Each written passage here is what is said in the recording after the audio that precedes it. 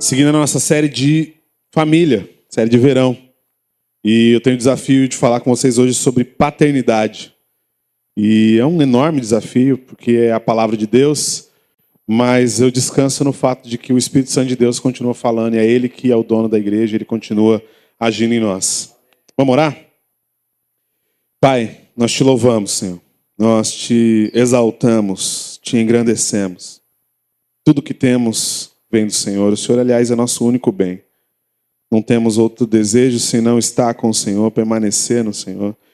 Pedimos em nome de Jesus que o Senhor fale a Tua palavra a nós, através da ação do Teu Santo Espírito. Que o Senhor, por misericórdia, me permita falar aquilo que é a Tua palavra com ousadia e intrepidez, para que o Teu povo se renda aos Teus ensinamentos e aos Teus preceitos, Pai. Em nome de Jesus, passa por cima de todas as minhas limitações, para a glória do Teu nome, Senhor. É o que te pedimos em nome de Jesus. Amém. O tema é paternidade. E aí, se você for pensar de maneira mais linear, você fala assim, bom, eu não sou pai, né? não sou casado ainda, ou sou mãe, então não tem nada a ver comigo. Quando a gente vai falar de paternidade, não estou falando exclusivamente para pais, porque mesmo que você não seja pai, você é filho. Então a paternidade que vai ser apresentada é claro que é a paternidade de Deus. Seria um absurdo a gente ficar aqui discutindo variáveis possíveis da paternidade humana como um aconselhamento direto e pontual. O que nos interessa de verdade é o que Deus pensa sobre o assunto. E aí eu fiz essa pergunta e eu queria te fazer essa pergunta para te ajudar a chegar num ponto que é o que, afinal de contas, é ser um pai, pensando humanamente ainda falando. O que, aliás, mais do que é ser um pai, o que é ser um bom pai? O mundo costuma dizer aquela frase, pai é quem cria, né? Então, pai não é só quem dá a luz, quem gera o bebê, mas quem cria. E aí tem questões humanas envolvidas aí. Se você perguntasse para uma criança, ou talvez para o seu filho, você que é pai, você que é mãe, o que é ser um bom pai? O que ele responderia? Como ele descreveria um bom pai? Será que você, que é pai, seria o exemplo que seu filho usaria? Ou você que é mãe, sozinha, sem ninguém? E você como filho, como você descreveria um bom pai? Você teve um bom pai? Essas questões às vezes são sutis, mas elas vão interferir em todo o nosso modo de ver, o nosso modo de pensar ao longo de muito tempo na vida. Não foi por acaso que Deus resolveu se apresentar para a humanidade como Deus Pai. E a oração que Jesus nos ensina começa exatamente com isso, dizendo, Pai Nosso. Não é à toa que essas coisas estão. Aliás, nada na Bíblia é à toa, nada é por acaso. Tudo tem um propósito, tudo Deus estabeleceu por um motivo para comunicar ao seu povo. E se eu olho a paternidade à luz da Bíblia, eu percebo que se aplica a qualquer pessoa. Não se aplica exclusivamente àqueles que sejam pais, biologicamente falando, humanamente falando, mas aos filhos também, aos jovens que um dia vão casar e ser pais e são filhos hoje. Se eu for buscar os termos da psicologia, eu fiz uma consulta no Dr. Google. O Marcos morre toda vez que eu falo isso, né, Marcos? E aí fui conversar também com o Marcos, né? Psicologia, psiquiatria e tal, sobre paternidade. E não achei nada muito realmente relevante. Mas 3 coisas me chamaram a atenção, que a psicologia e os psicólogos depois fiquem à vontade para me cobrar disso. Se eu estiver errado, fiquem à vontade para me exortar. Mas o que eu li é que eles analisam uma boa paternidade por 3 aspectos. São 3 pontos importantes que ajudam a entender uma boa paternidade. O primeiro aspecto é o aspecto da interação. Quanto um pai interage com esse filho. O segundo aspecto é o aspecto da acessibilidade. O quanto esse pai está acessível a esse filho, o quanto ele tem de contato. Porque às vezes ele tem contato, mas não interage, às vezes ele interage, mas não tem contato. Então essas coisas têm que estar complementadas. E a terceira é a responsabilidade. Interação, acessibilidade e responsabilidade. Olhando por esses 3 aspectos, você percebe um bom pai. Um pai que seja interativo, que seja acessível e responsável em respeito à vida desse filho, segundo a psicologia humana, é um bom pai. É um pai que está envolvido, que está entregue à causa, envolvido com a missão, dedicado a fazer a coisa funcionar. E a gente já aprendeu, se você não ouviu isso ainda nesse púlpito, certamente você já ouviu muitas vezes, que educação de filhos não é uma coisa que vai acontecendo naturalmente. Você precisa se dedicar, você precisa se envolver, você precisa... o custo da missão é muito alto para que você possa educar um filho segundo o padrão de Deus. Mas se a gente for olhar o padrão de paternidade, não da ótica humana, mas da ótica bíblica, todos nós estamos envolvidos, e a gente vai perceber que tem péssimos exemplos de pais na Bíblia. Talvez você esperasse que eu dissesse que não, tem ótimos pais na Bíblia, fulano, fulano, fulano. Não. Você quer ver maus exemplos de pai, vai na Bíblia. Você vai lá, você encontra Davi, paizão, né? Família destruída, cheio de problemas, um filho matou o outro, depois um filho tentou matar ele, depois um outro estuprou a irmã, só história assim. Ou então o rei Ezequias, o Lucas até citou aqui um tempo atrás. Um homem que teve a chance de cuidar da sucessão, preparar o trono para o filho, ele falou assim, não, depois de mim pode acontecer o que quiser, eu estou preocupado comigo, meu filho é problema dele. O pai que pensava primeiro nele, depois no filho. E dentre outros tantos homens, claro que existem bons exemplos também. Mas de propósito, e eu creio que de fato é de propósito, a Bíblia está repleta de maus exemplos para que um único bom exemplo se sobressaia. E esse exemplo é Deus, o Pai Todo-Poderoso. Jesus veio na terra e ele é o primeiro a chamar Deus de Pai. Não tinha ninguém que falava Deus Pai. Ninguém orava antes de Jesus, Pai Nosso. Ninguém se direcionava a Deus chamando ele de Pai. Porque chamar Deus de Pai é equivalente a dizer que eu sou parecido com ele, que eu tenho a mesma natureza, eu sou igual a Deus. Inclusive, Jesus, quando fala isso, os fariseus ficam malucos e falam para ele que, então você está se considerando igual a Deus, é isso mesmo? E acusaram Jesus disso. Um dos motivos de tentarem crucificá-lo foi esse. Alegando, porque ele alegou ser igual a Deus, isso seria blasfêmia na religião deles. Mas quando eu olho para a Bíblia e vejo a paternidade de Deus em Gênesis 1 e 2, eu percebo algo realmente diferente, algo que chama atenção. E de fato, se a psicologia está certa em definir que 3 características são suficientes para definir um bom pai, Deus é o melhor de todos. Olha para Gênesis 1 e 2. Se você não conhece o texto, quem conhece, puxa pela memória. Quem não conhece, vou fazer algumas referências aqui. Adão, envolvido e relacionado com Deus diretamente. Então, no que diz respeito à interatividade, Deus falava com Adão face a face constantemente. Dava ordens, direcionamentos. A Bíblia relata que havia um encontro, Adão e Deus, na viração do dia. Então Deus também está acessível. Então Deus presente, envolvido lá, direto com Adão. E no que diz respeito à responsabilidade, então, nem se fala. O universo que Deus criou e sustenta com suas mãos para que o seu filho Adão possa desfrutar. O jardim criado e plantado por Deus, no centro de todas as coisas, para que Adão pudesse se envolver. O ambiente perfeito, onde não faltava pão, onde não faltava nada. Onde ele tinha tempo para todas as coisas. Então, definitivamente, esse é o modelo da paternidade saudável. O nosso Deus Todo-Poderoso. O próprio Deus. Quando a gente olha para esses modelos de paternidade humano e compara com o modelo de paternidade de Deus, chega a ser ignorante de tão absurdo que é. Mas Deus escolheu se apresentar a nós como Pai. Por que ele não se apresentou com outro nome? Eu não sei se você já fez. Eu tenho umas viagens assim. Faço umas perguntas às vezes. Por que não isso? E tal. E fico um tempo ali no texto olhando, me fazendo perguntas, tentando entender por que aquilo está dizendo. Está sendo daquela forma. Por que Deus não se apresentou de forma diferente? Quem viu o filme A Cabana? Alguns irmãos, né? Não é, né? Não precisa ficar preocupado. Não vou recomendar como um filme bíblico nem nada. Mas é interessante, porque no filme, por um motivo lá específico, que eu não vou dar spoiler, de repente Deus se apresenta como mãe. É interessante, é uma mulher. O Deus Pai, na verdade, era uma mulher. E aí o rapaz fica confuso, fala, como assim Deus é uma mulher? E aí tem um motivo específico. A pergunta é, por que Deus não se apresentou como mãe? Por que Deus não se apresentou, sei lá, como qualquer outro ente relacional? Isso, a resposta está no próprio texto bíblico. Se você olha para Gênesis, capítulo 1, começa lá. No princípio criou Deus os céus e a terra. E aí vem na primeira linha dizendo assim, e Deus disse, haja luz, e houve luz. E Deus disse, haja animais, e houve animais. E Deus disse, haja passarinho, e houve passarinho. E Deus disse, haja leão, e houve leão. E é uma demonstração de poder atrás da outra. E Deus coloca todo o seu poder, todo o seu envolvimento de poder naquela história e as coisas vão passando a acontecer. Mas, de repente, Deus tinha criado o cenário perfeito. O contexto estava pronto. E Deus fala assim, agora eu vou fazer o melhor, vou fazer o mais interessante da história. E aí ele vai criar o homem. E quando Deus vai criar o homem, você não vê escrito assim na Bíblia, haja homem, seja a minha imagem e semelhança. Você não vê Deus usar do seu poder para criar o seu filho.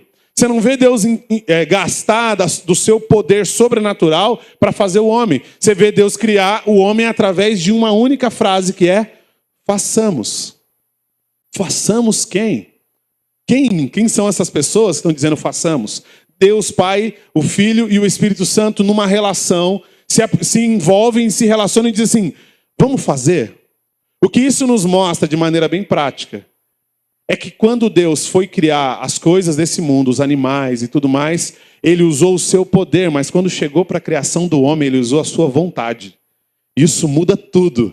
É um detalhezinho simples, mas muda tudo. Porque quando eu faço as coisas pelo meu poder, não existe a minha característica nisso tudo. Você quer ver um exemplo? O pastor Eros é engenheiro, trabalha no CDHU.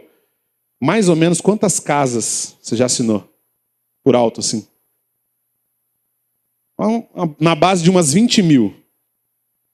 A pergunta é, como é? Me descreve para mim com detalhes, como é que é a casa número 13.127? Não faz nem sentido essa pergunta. Porque foi feito pela assinatura e pelo conhecimento e pelo poder, pela capacidade de ser feito. Mas não tem envolvimento. Agora, a gente pode ficar aqui a noite inteira conversando com o pastor Eros sobre como era o Daniel quando era pequeno. E ele vai contar várias histórias do Daniel, o que o Daniel realmente gosta, o que realmente não gosta. Porque existe uma diferença entre fazer pelo poder e fazer pela vontade. Porque quando você faz pelo poder, não tem semelhança com você. Mas quando você faz pela sua vontade, parte de você está naquilo. E Deus, quando resolveu fazer o homem pela sua vontade, fazer os seus filhos pela sua vontade, colocou nos seus filhos a sua característica, as suas características. E da mesma forma, nós aprendemos na palavra de Deus, que nós somos ensinados a produzir coisas pela vontade de Deus em nós e não pelo nosso poder. O mundo prega que nós devemos viver pelo poder. A palavra de Deus nos ensina que nós devemos viver pela vontade de Deus que opera em nós. E muda muito essas coisas. Salmo 103, Davi, o salmista, ele faz uma das poesias mais fantásticas de todos os salmos. Eu sou apaixonado pelo Salmo 103. Ele fala assim, bendiga o Senhor a minha alma, bendiga todo o meu ser e tudo que é em mim, bendiga o teu santo nome. E ele começa a descrever Deus de uma das maneiras mais lindas. Se você não parou para meditar nisso, eu recomendo que você faça isso. Eu não vou ler em detalhes porque o nosso tempo é curto. E aí ele vai descrevendo Deus, o Senhor Todo-Poderoso, como o Pai amoroso que é, de uma maneira que nós, seres humanos, devemos nos inspirar para nos relacionarmos não só com os nossos filhos, mas também com os demais irmãos com quem nós nos encontramos. O Senhor é compassivo e misericordioso, muito paciente e cheio de amor. Não acusa sem cessar, nem fica ressentido para sempre. Não nos trata conforme os nossos pecados e nem nos retribui conforme as nossas iniquidades. Pois como os céus se elevam acima da terra, assim é grande o seu amor para com os que o temem. E aí ele começa a descrever um Deus bondoso, perfeito e santo como ele é. Amoroso como ele é. Mas vai chegando no finalzinho do Salmo e ele começa a falar uma coisa que me incomodou bastante. Ele fala assim, como um pai tem compaixão dos seus filhos, assim o Senhor tem compaixão dos que o temem, pois ele sabe que somos formados. Lembra-se de que somos pó. Somos pó.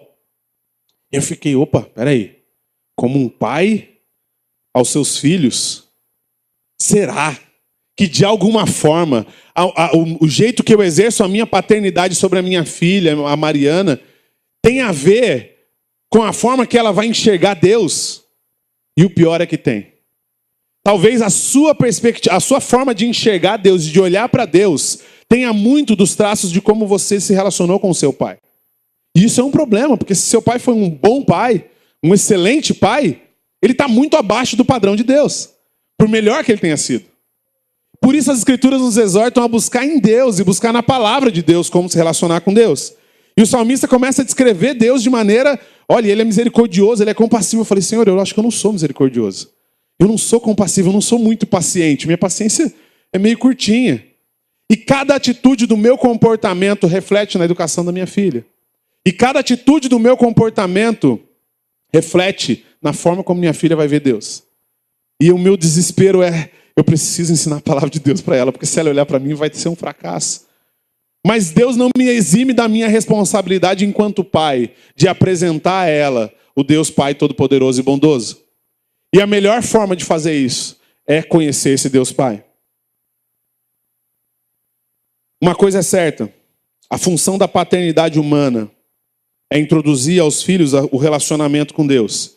E gente que tem bom pai, gente que tem pai coerente, presente, maduro, saudável, é gente que ama corretamente. Costumeiramente é gente mais estável, mais equilibrada. Uma pessoa que teve uma relação muito conturbada com o pai, ou ela é muito para um lado, ou ela é muito para o outro, ela está sempre meio desequilibrada, meio pendente aí. E é preciso tomar cuidado com isso tudo.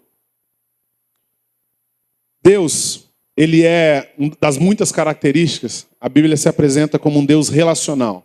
O que quer dizer isso? É um Deus que essencialmente se relaciona. Por isso se apresenta como três. Não é três deuses, é um Deus se apresentando de três formas. Pai, Filho e Espírito Santo. Um Deus relacional. E se Deus é relacional, a melhor maneira de eu conseguir transmitir Deus para alguém é através de uma relação.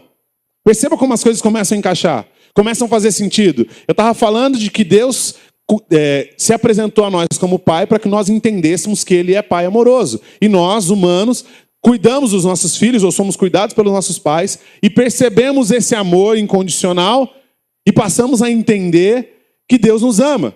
Muito mais até do que o nosso pai terreno. E agora ele está falando de uma relação, de um relacionamento. E perceba como é fundamental você se relacionar bem com as pessoas para transmitir o amor de Deus. Pouquíssimas pessoas foram alcançadas pelo amor de Deus, pelo Evangelho de Jesus, de alguma forma que não tenha sido através de um relacionamento. Quer ver um exemplo? Quantos aqui foram alcançados por Jesus mediante aquele famoso folhetinho, Jesus te ama, Jesus te ama? Quem aqui? Levanta a mão. Ninguém. Também. Continua. Ninguém foi alcançado. Agora, quantos aqui foram alcançados porque teve um amigo que falou do amor de Deus, alguém que teve a vida transformada, um parente? Levanta a mão. Um relacionamento. É óbvio. Porque é a vida de alguém e é esse relacionamento que vai transformar você. Ainda que a sua experiência tenha sido muito sobrenatural, que existem alguns casos, é através de um relacionamento que você vai perceber o amor de Deus e o cuidado de Deus. E aí eu percebo que o mundo hoje existe uma ausência grande de noção e de conhecimento do que é a paternidade. E por essa falta de paternidade, o mundo está como está. Quando você vê uma criança aprontando, ou quando você vê uma pré-adolescente vestida de adulto, com roupa curta, com batom na cara, e qual que é a pergunta que você faz? Cadê o pai dessa menina? Não é? Meu Deus do céu, onde está o pai dessa menina? Como que deixa andar assim? Quando você vê um garoto tratando mal os outros, você fala assim, meu Deus, cadê os pais desse menino? Cadê o pai desse menino? Porque quando você vê uma criança agindo de maneira incoerente, você fala, o pai não está fazendo o que tinha que ser feito. Eu estava outro dia no Taubaté Shopping, tinha um garotinho lá. Ele está todo sujo, descalço. E ele batia nas mesas, ele estava elétrico, ele impressionante. E aí ele vinha numa mesa, ia na outra, perguntava para um, depois ia numa loja, fazia outra. E o segurança tentando pegar ele saía correndo. E aí todas as mesas que ele passava, alguém falava exatamente a mesma coisa. Cadê o pai desse menino? Onde é que está o pai desse menino? Porque se esse menino está se comportando desse jeito, está faltando correção, está faltando educação. Está faltando alguém que seja acessível a ele, que interaja com ele, seja responsável por ele. E oriente ele dessa forma. O mundo está como está, pela ausência de paternidade, pela ausência de reconhecer a paternidade. E aí, quando eu olho para as Escrituras, eu vejo que existe sim um modelo. Eu queria que vocês abrissem Lucas capítulo 15, versículo 11. Acabei de acabar a introdução, Marcos. Lucas capítulo 15, versículo 11 em diante.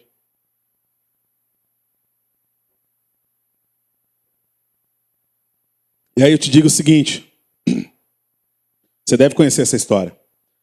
A parábola do filho pródigo. Talvez esteja já na sua Bíblia aí A parábola do filho pródigo, a parábola do filho perdido. E eu vou dizer que se o meu trabalho fosse ser autor dessas epígrafes assim, que aparecem na Bíblia, na minha versão da Bíblia estaria escrito a parábola do pai que ama. Porque é bem diferente você perceber essa parábola da perspectiva do pai. Eu tenho certeza que você já ouviu, a gente pregou sobre isso na série Parábolas, e eu tenho certeza que você já ouviu muitas pregações sobre essa parábola do filho pródigo. Aí tem um filho que vai embora, e aí outro filho que fica, aí o filho que gasta tudo e volta, o pai recebe e tal. Mas eu queria chamar a sua atenção para a gente ler de novo, e eu vou ler só um trechinho para a gente conversar um pouco sobre os pontos aqui, olhando da perspectiva do pai, como o pai está falando, o que ele está dizendo. E Jesus continuou a história, no versículo 11. Um homem tinha 2 filhos. O mais novo disse a seu pai: Pai, eu quero a minha parte na herança. Assim, ele repartiu a sua propriedade entre eles. Não muito tempo depois, o filho mais novo reuniu tudo o que tinha e foi para uma região distante. E lá desperdiçou os seus bens, vivendo irresponsavelmente. Depois de ter gasto tudo, houve uma grande fome em toda aquela região, e ele começou a passar necessidade. Por isso, foi empregar-se com um dos cidadãos daquela região, que mandou para o seu campo a fim de cuidar de porcos. E ele desejava encher o estômago com as vagens de alfarrobeira que os porcos comiam, mas ninguém dava nada. Caindo em si, ele disse: Quantos empregados de meu pai têm comida de sobra, e eu aqui morrendo de fome? Eu me porei a caminho e voltarei para o meu pai e lhe direi: Pai, pequei contra o céu e contra ti. Não sou mais digno de ser chamado teu filho. Trata-me como um dos seus empregados. A seguir levantou-se e foi para seu pai. Estando ainda longe, seu pai ouviu e, cheio de compaixão, correu para o seu filho e o abraçou e o beijou. Até aqui. Olha que interessante essa história. O filho tinha 2 filhos, um mais novo e um mais velho. E aí o filho mais novo falou assim: pai, é o seguinte, eu quero que você me dê aquilo que eu mereço quando você morrer. Então, para mim, se você está vivo ou se você está morto, já não faz mais tanta diferença. Me dá como se o senhor tivesse morto. Legal, comportamento bem agradável de um filho. E aí ele pega a herança, que era algo que ele receberia só quando o pai morresse, e sai para curtir a vida. E ele gasta tudo com ele mesmo. Ele gasta com prostitutas, com bebedeiras, e com passeios, com festa. Viajou. E ele gastou tudo com o único prazer dele, com o único objetivo de satisfazer a sua carne. Até que uma hora o dinheiro acabou. E quando esse dinheiro acabou, ele falou: opa, assim eu não gosto de viver, assim não está interessante. Já sei, eu vou trabalhar, eu sempre trabalhei. Meu pai me ensinou a trabalhar, não tem problema nenhum com o trabalho. E aí ele levantou, falou assim: já sei, vou pedir emprego para esse rapaz aqui. E aí ele chegou para um lugar e falou assim: escuta, eu posso trabalhar para você? Ele falou assim: cara, não tem muita coisa para fazer não. Você pode cuidar dos porcos para mim. Só que aí ele percebeu que a vida não era bem como ele achava que fosse. Não era aquele mundo colorido. Que a vida era muito colorida enquanto ele tinha dinheiro. Porque sem dinheiro a vida não é tão interessante assim. Se você tem muito dinheiro, talvez a vida seja mais colorida, humanamente falando. Mas até que chega o primeiro grande boleto para você pagar. Os jovens, já vai chegar o de vocês, né, Renan? Chega o primeiro boleto, aí você, então é assim que vem o leite, não nasce na geladeira. Olha, a luz tem que pagar? Como assim? A luz existe em tudo que é lugar. Por que tem que pagar a luz? A vida não é tão interessante, tão colorida assim, né? E aí você começa a ter que trabalhar para depois receber, para depois comer. Não é assim, você come e depois vê o que você vai fazer. Porque é assim que a matemática natural do mundo funciona. E esse menino agora se deparou com a dura realidade da vida. E descobriu que a comida não brotava na geladeira. Ele descobriu que ele tinha que trabalhar primeiro, para depois receber, para depois ter dinheiro para comprar o que comer. E aí ele teve tanta fome, tanto desespero, porque ele não tinha mais nada, que ele olhou o porco comendo e falou assim: olha, queria ser um porco. É melhor ser uma besta, ser um porco, que come aqui, porque eu dou comida para eles e tem dono, eles têm dono e alguém cuida deles, do que ser um filho perdido aqui que não tem nada. E ele falou assim: eu acho que eu vou comer essa comida do porco. Só que ele sabia que se ele comesse, ele seria demitido, porque ele foi chamado para dar comida para o porco. E a relação que o mundo tem profissional com ele é o seguinte: eu não tenho interesse em cuidar dos seus interesses. Eu tenho interesse em que você cuide dos meus interesses. E isso é um choque de realidade para esse menino. De repente ele se vê numa situação muito pior do que o porco. e o porco tinha algo para comer. E aí você começa a perceber que tipo de pai esse garoto tem. Olha que interessante. Porque quando ele confronta o pai e fala assim, pai, me dá a minha parte da herança, a cabeça desse pai não está focada nas coisas desse mundo, nas coisas materiais. Assim, ô filho, você está totalmente equivocado. Mas eu preciso confiar no trabalho que eu fiz com você até agora. Então, como eu confio no trabalho que eu fiz te educando até agora, toma, vai, isso aqui é só dinheiro. Você faria isso? Você que é pai, tem filho adolescente? Pai, me dá todo o seu salário para ir no shopping. Hein, Sandro? Não tem salário. Ufa, graças, escapou dessa. Me dá só o cartão de crédito, pai, e a senha para ir no shopping. Então, filho, não vai dar. Toma vintão e traz o troco. É difícil, né? Porque a gente... Eu tenho filha agora, minha filha é pequena. Graças a Deus não pediu dinheiro, nada do tipo. Mas quando eu vejo uma fralda jogada fora, desperdiçada, eu falo, Senhor, misericórdia. Essa aí, foi 68 centavos embora agora. Você já começa a fazer a conta. Porque a coisa custa dinheiro, dá trabalho. Mas esse pai confiava tanto no trabalho dele que ele falou assim, peraí, tranquilo, vai lá. Vai sim, toma aqui. Dividiu a herança, entregou e foi.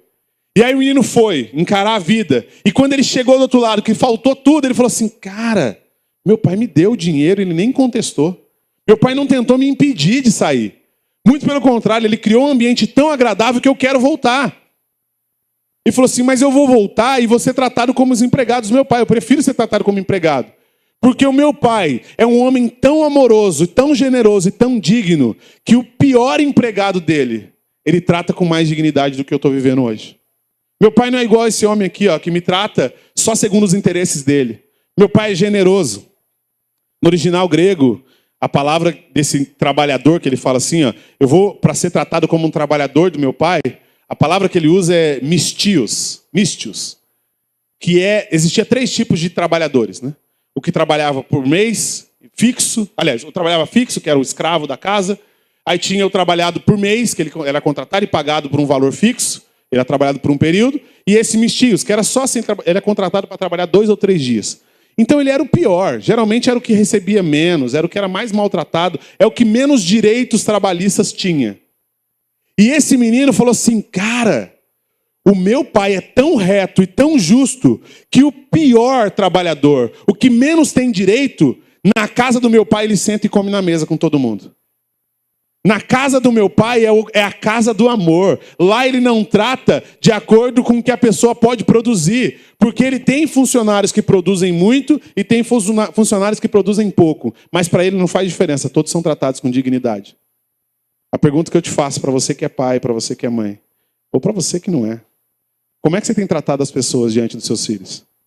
Como é que você trata aqueles que te servem? Você vai no restaurante, sentou, pediu a comida, veio errado. Ou então o garçom derramou o suco em cima de você. Quero falar com o seu gerente. Como é que é a sua ousadia? Como é que você trata as pessoas que estão abaixo de você diante dos seus filhos? Porque isso tem muito a ver com como eles vão enxergar a vida. Você desiste das pessoas sempre que elas não te agradam? Você trata elas com carinho, com respeito à educação?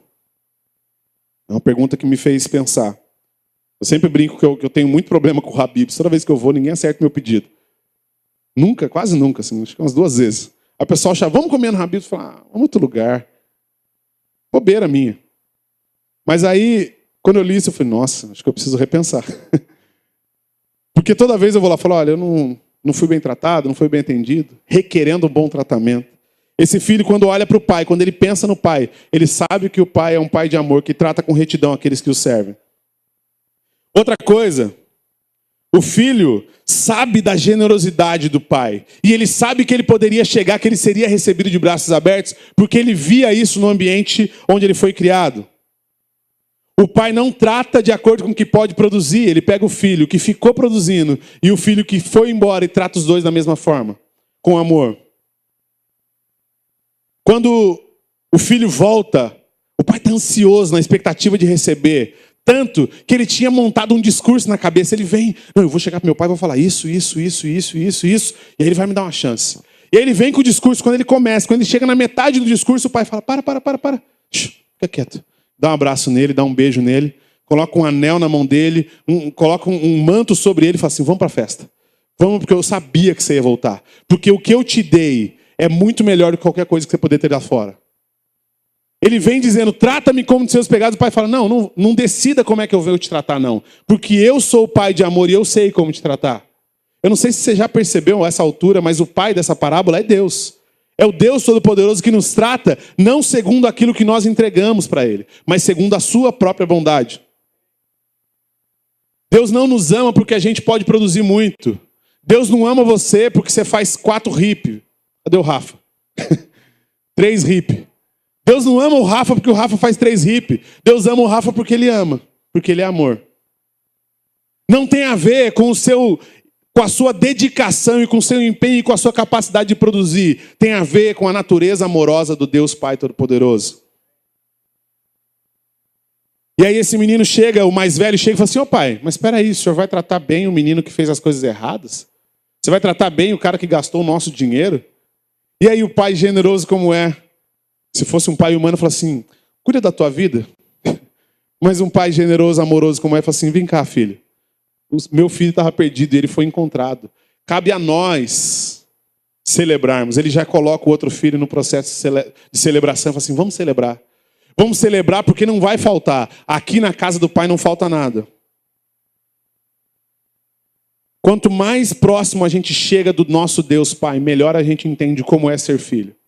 Eu sempre tive uma mentalidade muito complicada de achar que eu precisava ser bom, ser excelente, para ser admirado pelo meu pai. Problema meu. Desenvolvi isso durante muito tempo. E durante muito tempo mesmo, chegar a ponto de ter crise de ansiedade.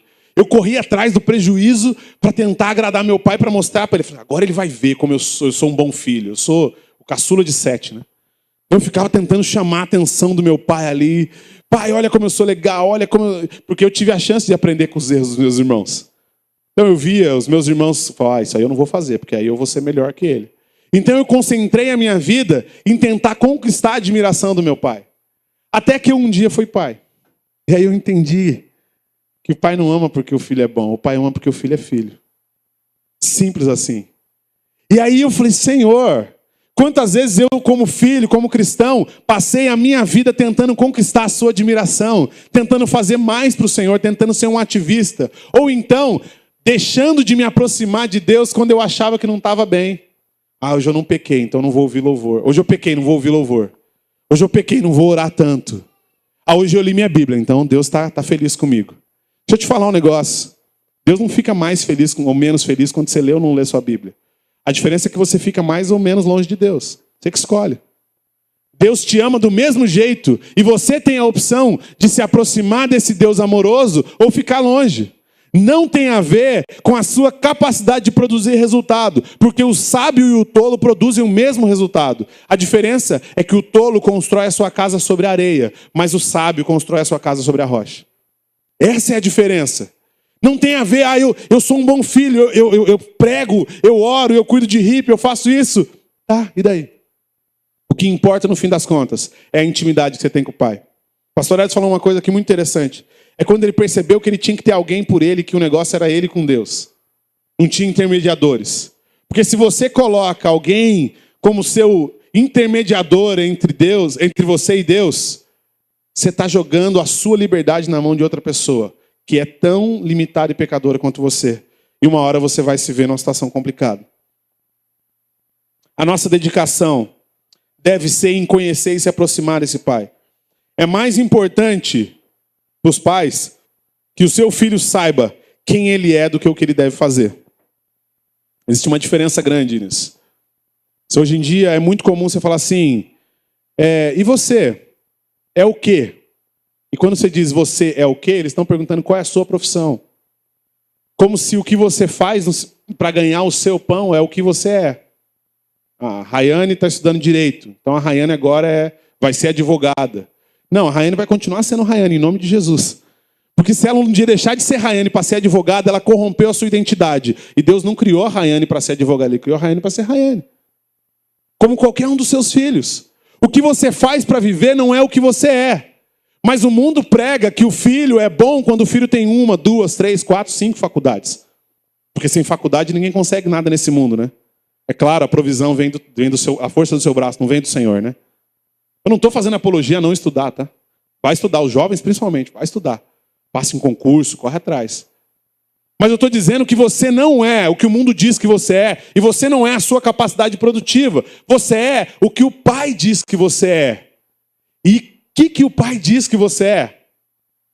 Olha que interessante, Mateus capítulo 3, versículo 17. Jesus estava num momento daqueles. A missão de Jesus era uma baita de uma missão, né? Cá para nós. Você vai nascer, você vai encarar os homens e vai dizer para eles que acabou a bagunça, que o reino de Deus chegou, e aí você vai morrer numa cruz, numa morte que vai ser espetacular, todo mundo vai olhar aquilo e vão rir de você e vão zombar de você, mas você vai ressuscitar no terceiro dia. Se é comigo, eu falo, Senhor, tem como a gente ir direto para a parte da ressurreição? Tipo assim, pula a parte do sofrimento.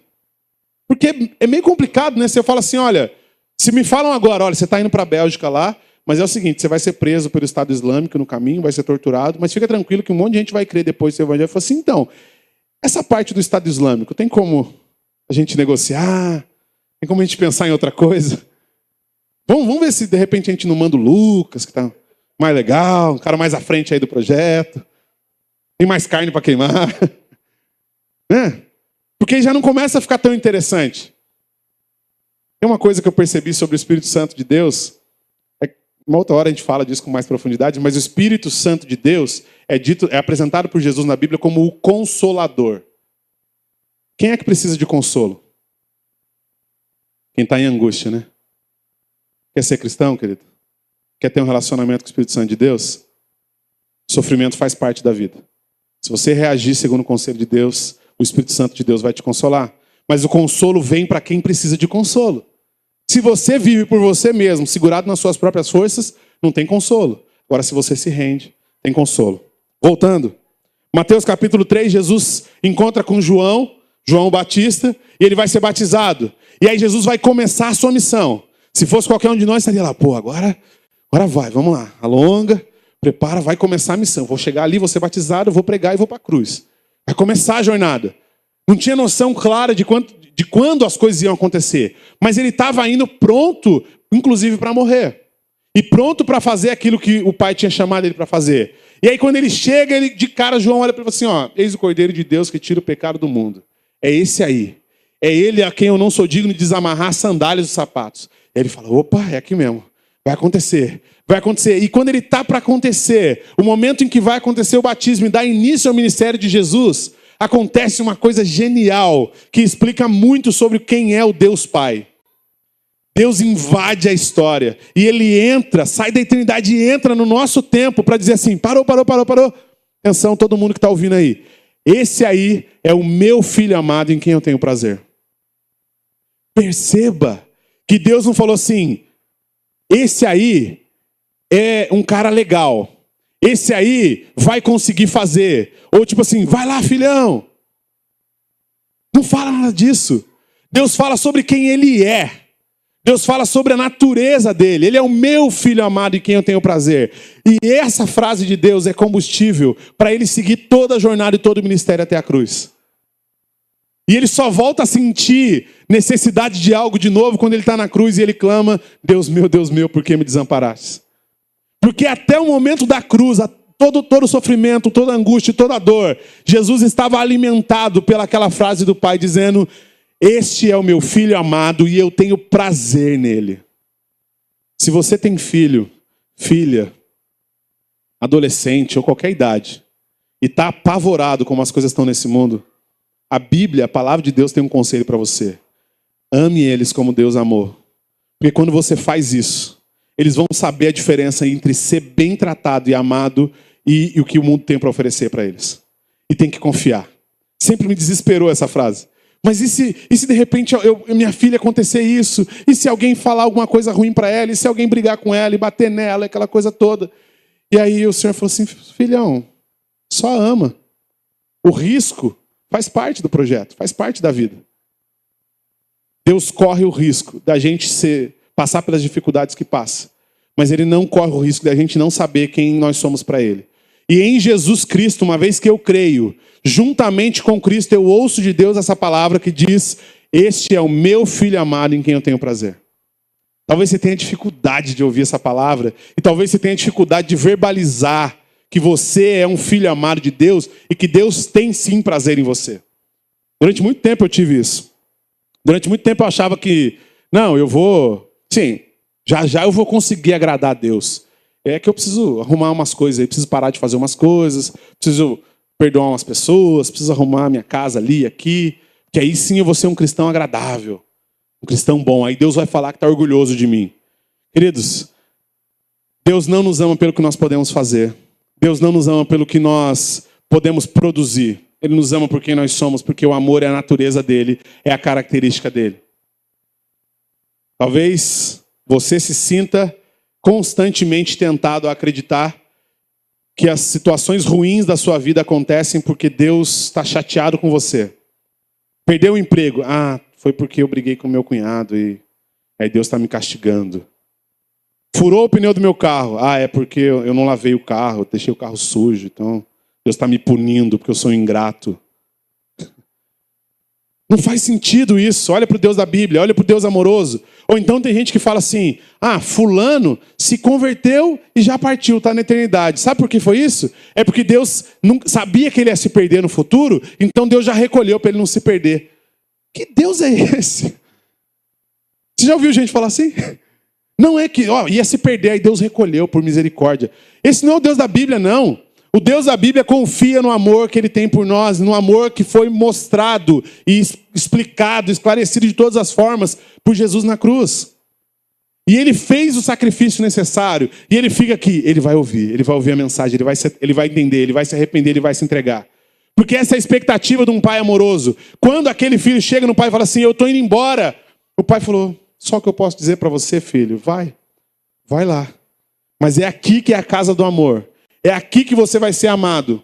Não é lá, mas você precisa experimentar o lá. E eu corro esse risco, sabendo que eu entreguei para você o amor perfeito. Porque com o amor perfeito, você vai saber que é a hora de voltar. E eu queria, a minha oração por você hoje, aliás, por nós, é que se você se sente com dificuldades de entender a paternidade de Deus, e se você é pai e sente que não está fazendo um bom trabalho, ou acha que está fazendo um bom trabalho, e quer fazer um trabalho melhor, a resposta é a mesma. Seja um filho amado de Deus, porque é isso que ele te criou para ser. Aceite esse amor que Deus tem por você.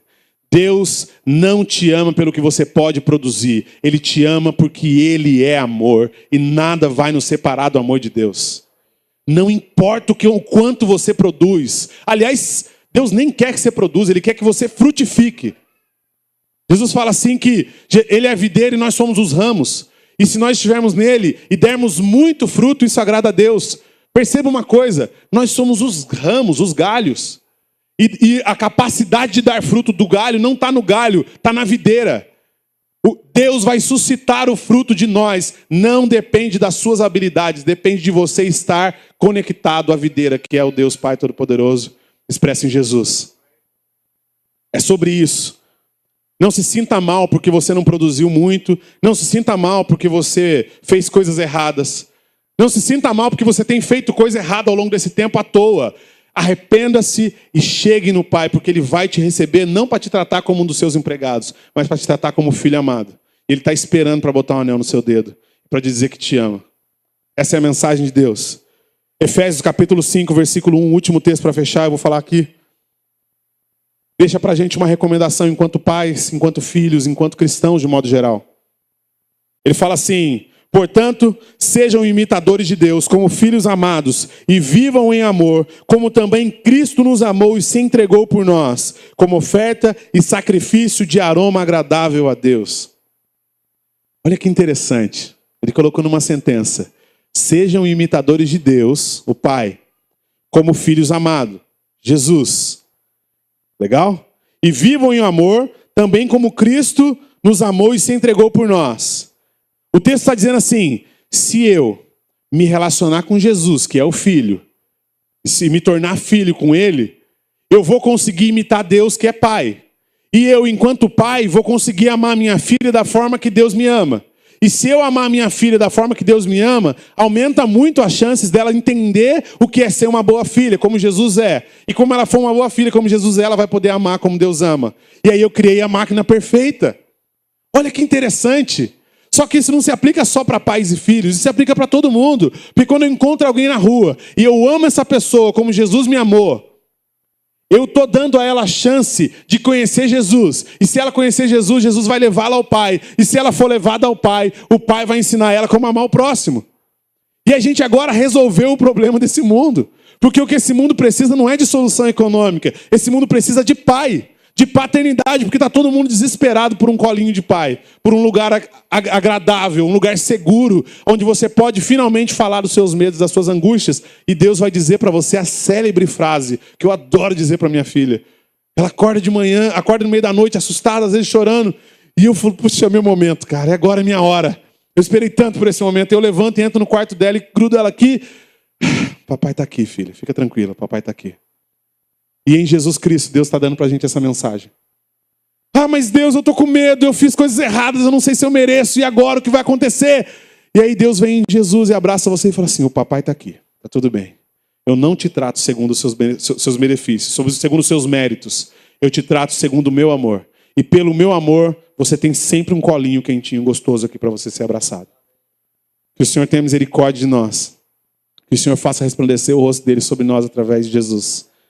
E que Ele leve você a se render aos braços do Pai. A essa paternidade saudável.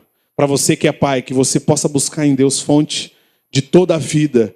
Recursos para amar o seu filho e levar ele ao coração do Pai. Para você que é filho, que você se sinta amado por Deus. Mediante a palavra de Jesus. Amém? Eu quero orar com vocês. Pai, obrigado porque nós podemos dizer Pai. Obrigado que podemos te chamar de Pai. Em nome de Jesus Cristo nós te pedimos, Senhor, que o Senhor nos ajude a entender e transforme essa palavra em verdade prática diante de nós agora. Que o Teu Santo Espírito nos converta e nos leve à condição de filhos que reconhecem o amor do Pai e reconhecem que o Pai ama não pelo que podemos produzir, mas por quem somos, filhos amados. Em nome de Jesus, Pai.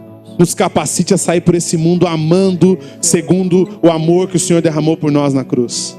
Nos capacite a tocar as pessoas, tocar os nossos filhos, nossas famílias, os nossos conhecidos, as pessoas por onde nós andamos, com a Tua mão, com o Teu amor, para que elas sintam tocadas pelo próprio Deus Pai Todo-Poderoso e se sintam amadas e entendam que Deus tem um lugar reservado para elas. Que a nossa paternidade seja restaurada em nome de Jesus. Que nós sejamos agora, de agora em diante, Senhor, mais relevantes e mais coerentes com a verdade anunciada. Em nome de Jesus, Senhor, nós oramos, te agradecemos. Amém.